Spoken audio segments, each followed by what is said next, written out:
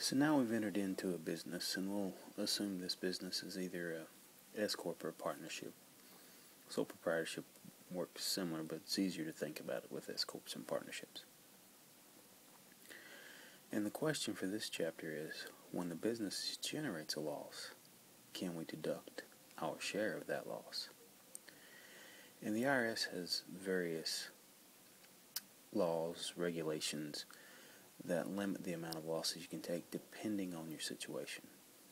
Now, the first loss limitation we're going to run into is, do you have enough adjusted basis? Okay, so our general rule is the loss recognized cannot exceed your adjusted basis.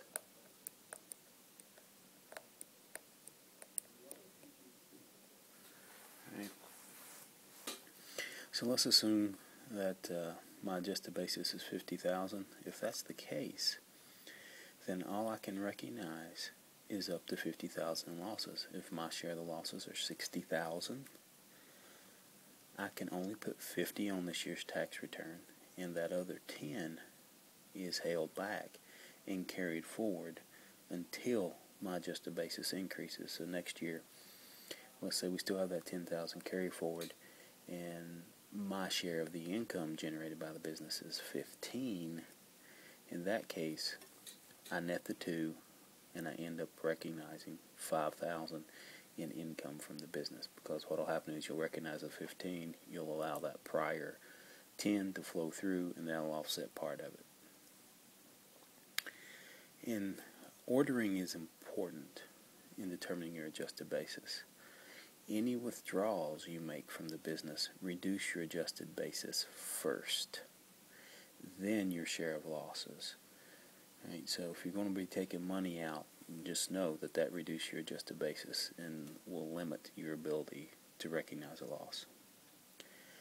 Now, for partnerships and LLCs, debt is added to our adjusted basis. Our share of partnership debt is added to our adjusted basis. And there are essentially two types of debt. The first is recourse debt, and that is debt for which the taxpayer is personally liable. So if the business doesn't make the payment, the lender has the right to go after the taxpayer's personal assets in order to satisfy the loan. So the taxpayer really has an economic investment in that, because they actually have put their assets on the line. Now, non-recourse debt is different in that it's only guaranteed by the assets of the business, usually the asset that the loan is held against. Think of a mortgage. So in this case, if the business does not make the debt payments, the only thing the lender can do is go after those assets that are tied up in the business or tied to that note. And that's it. So none of the taxpayer's personal assets are at risk. So that reduces their economic investment. Now, we've already talked about adjusted basis. So we're going to talk about something else.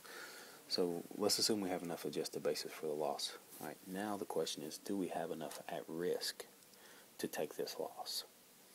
And the IRS looks at this fundamentally as, do you have an economic risk in the game?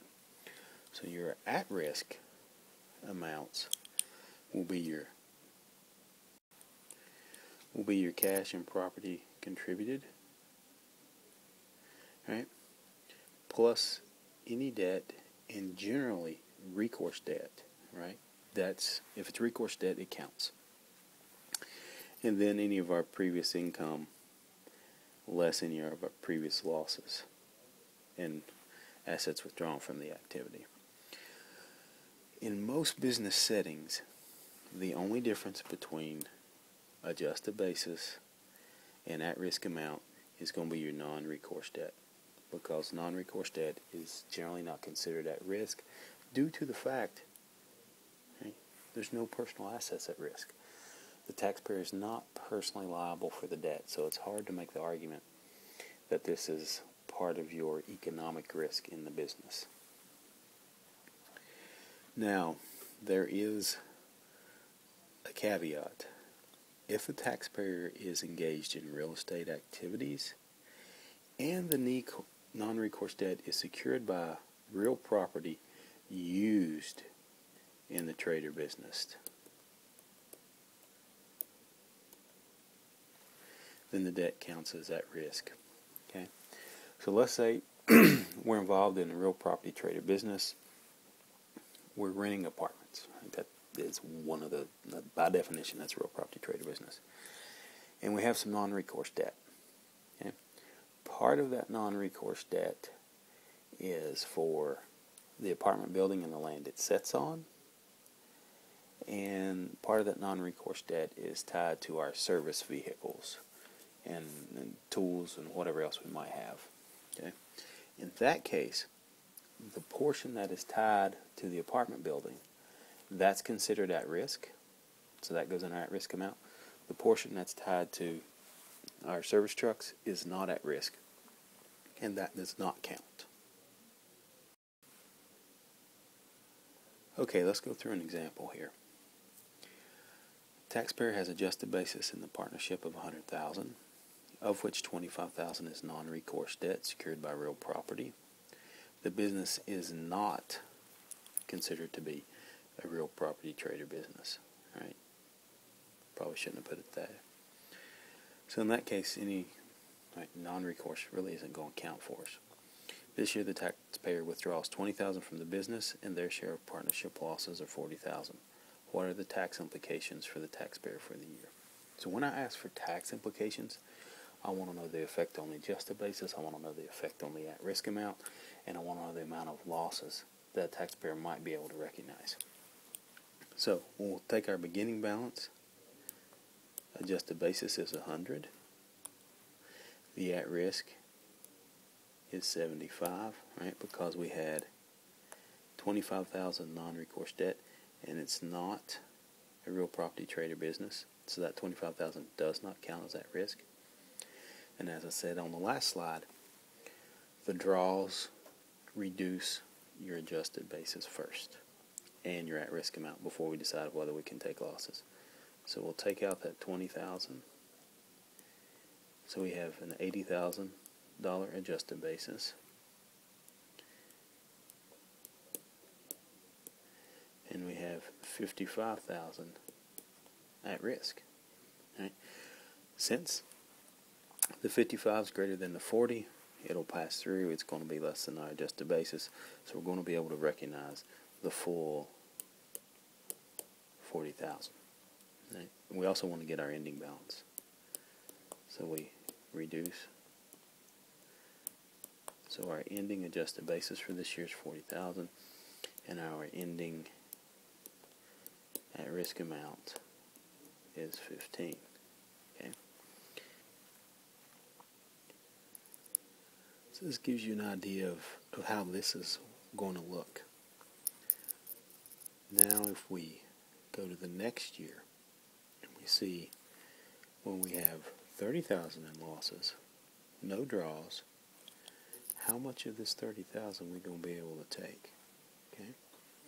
So let's bring our last year's ending adjusted basis becomes this year's beginning. Last year's ending at-risk amount becomes this year's beginning. And if we look, we don't have to worry about any draws. If we look, the 30,000's larger than our at-risk amount, so our at-risk amount is capped. The most we can recognize this year is 15,000.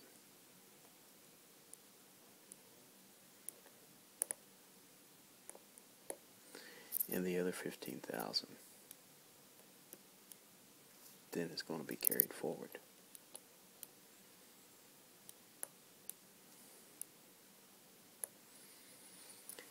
The next question is, what's our adjusted basis? Is our adjusted basis reduced by 15, the amount we could actually recognize? Or is it adjusted by the complete share of loss? And the answer is, it's going to be adjusted by the complete share of loss. And I'm not crazy, and I'll explain why.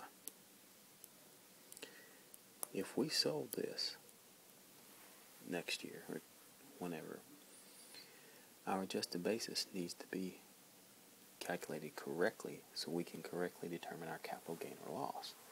And at that point, let's say we sell it for $40,000. Right? In that case, we have $30,000 in long-term capital gains, and then we would get to recognize this $15,000 carry forward as an ordinary operating loss. So that would get us to the correct answer if we sell it.